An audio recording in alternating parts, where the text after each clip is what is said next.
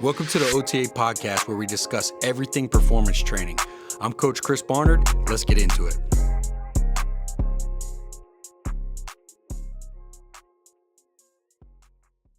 Welcome back to the OTA podcast. I'm your host, Chris Barnard. Another question that I commonly get from coaches that I wanted to essentially address for this podcast: when to start training youth athletes. A lot of the coaches in our coaching program are getting questions from parents. When is too young? When should you start to do it? What should they do? Things of that nature. And I figured I'd just make a podcast kind of addressing and just kind of spitball on the topic. Just to be fully transparent, I have a 4-year-old son. And, when I say start training, I could say that we started training as early as last year, but it's not in the same concept that you might think. It's not like I'm scheduling out training. Right? So what you got to understand, and Isfan Bali made a great research on long-term athletic development, and what he talks about is being able to capitalize on the stages of development of the actual human being. Right? So what he breaks it down into is 3 different stages. He breaks it down into 6 through 10, which is the fundamentals, 10 through 12, which is the learn to train stage, where the athlete is actually learning to train. And then you have your 13 through 16, which is train to train, where the athlete is actually training for the purpose of creating that adaptation. I'll add real quick, just because I forgot, but 6 to 10, when it says fundamentals, I mean, that's what you're doing, is you're learning the fundamentals in a fun type of way. So you're gamifying it, you're playing with your kid, and they're learning basic patterns along the way. So when I say that like a 3.5-year-old, right, as my son, is because he's already running around, he's already jumping on the couch, he's already playing with me. And so now it's one of those things where I can just challenge him, right? We had a pull-up bar in our backyard. It's like, we're walking past it and he, hey, give me as many pull-ups as you can, or hang your chin above it. I'm not training in the sense of like programming and really giving reps and sets and trying to ascend the volume or ascend the intensity. More or less what I'm trying to do is basically break down those basic primal patterns. And again, this goes from, if you're wanting to put your kid into a training, we have kids in our gym at 6 years old on. And, what we've noticed is the athletes who come to us at the 10, 8-year-old, 9-year-old, 10-year-old, who really haven't been exposed to training, the ones who are really good are the ones that were put into gymnastics when they were a kid. And if you think about it, although gymnastics is a sport, most of the parents, like we put our kids in gymnastics, most of the parents are putting their kids in gymnastics. It's from more of like a physical preparedness sense, as opposed to like, I never intended for my kid to be a gymnast in the Olympics, but I just wanted him to get those basic patterns. And I know that they do a great job of gamifying it and just creating fun around building some strength. And we see that, again, we see that in here with our athletes in this gym. And they usually have a leg up on the other athletes because they're just now learning those basic patterns. So I think getting them in the right program with the right coaches who know how to extremely regress and just teach the basic patterns. When I say the basic patterns, I'm talking about the basic primal patterns. This is going to be your push, pull, right, in the vertical horizontal plane.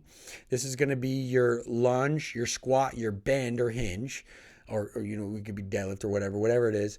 This is going to be your gait, and this is going to be your rotate or your twist. Then on top of that, you have your basic athletic fundamentals, your jumping, your sprinting, and your throwing. Right. And then obviously if you do some frontal plane movement in the lateral plane, like these are all basic fundamentals that even my 4-year-old can perform. And it's just doing them in a fun way where there's not really any structure. Now around the age of 6, 7, 8, you could create structure around it. You still gamify it. You still make it fun, whether that be using time, whether that be using little games. You got to get creative on how you cue and how you teach. You can't teach them the same way as you would a higher level athlete because the maturity is just not there. But even if they're not doing it to the best of the ability, you're just getting them exposed to more movement and more gross motor patterns that they're exposed to. the more athletic and the better that they're going to get, the stronger that they're going to get, the more that they're going to get that kinesthetic awareness, the more that they're going to be able to move in space.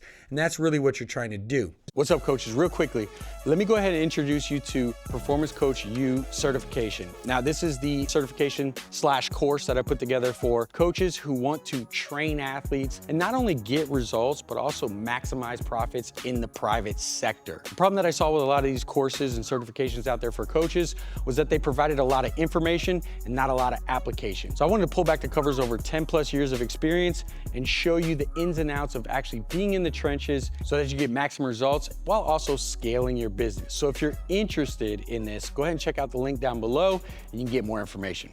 Now, as you continue to progress that, you then get into the learn to train stage. And this is where you're really going to hone in on a little bit more technique. So our athletes that come to us, now I also have to mention to you that we have athletes that come in at 7 years old, again, with a gymnastics background, and they can just absolutely nail the technique that we prescribe of the movement. And then we also have athletes who have never been exposed to that, could be 12, 13 years old, and you got to start from the basis, right? And so, this is talking about an athlete that we bring through these stages. They all come on different sides, on both sides of the spectrum, and it's just identifying what athlete you have and where to progress and regress them within the program. But yeah, in that second stage, learn to train, this is really where we kind of hone in on technique. Now, to keep engagement and focus, you still have to gamify, right? So we think of it like a cheeseburger. You got the bun on top, and that's where you're like creating some level of fun, some level of just like turn their brain off and just move. And this usually comes in the form of like some kind of circuit with sprinting and jumping and throwing med balls, things like that. Then you got your burger, right? This is the meat and potatoes of the actual phase, where you want to hone in on one pattern that you want them to really nail down. And you can add some resistance. It could be something like a squat or a push, like a push-up or a pull-up, right? And this is where you're going to really get the intent and focus, and you're going to get them to lock in on and get really zeroed in on technique. And then you end with the bottom bun, right? Where you go back and you create some kind of fun circuit, easy to perform movements. They're not compromised. Just get them going and getting after it and make sure that the effort is high. This is also the stage where you really want to get them gritty and teaching them how to compete. And I think that it's important right around that 8 to 12 is really where you want to get them competing.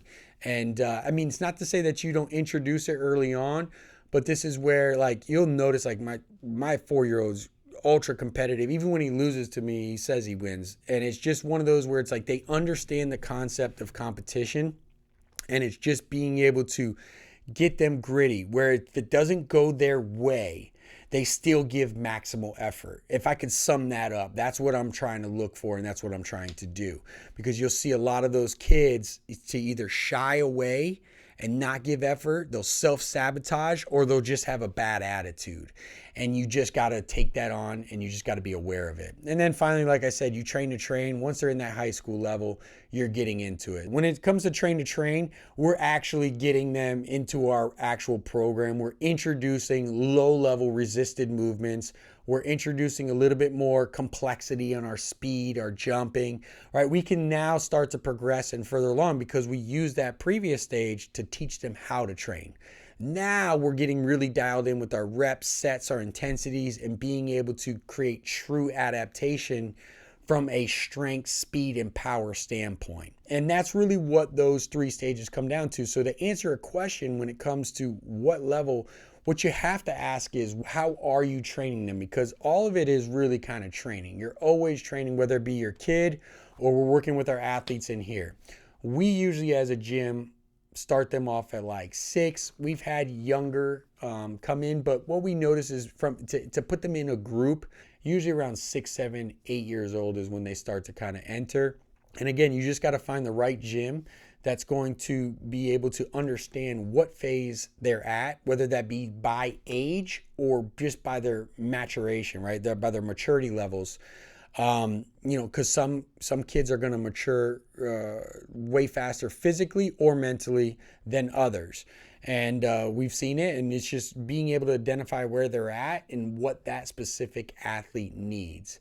So I would say if you're a parent at home or you're a coach, I would say start from 6 on, and just make sure that you know exactly what you're doing with that athlete, what stage they're in, and how to prescribe the right type of training for them, if you will. So I hope that helps.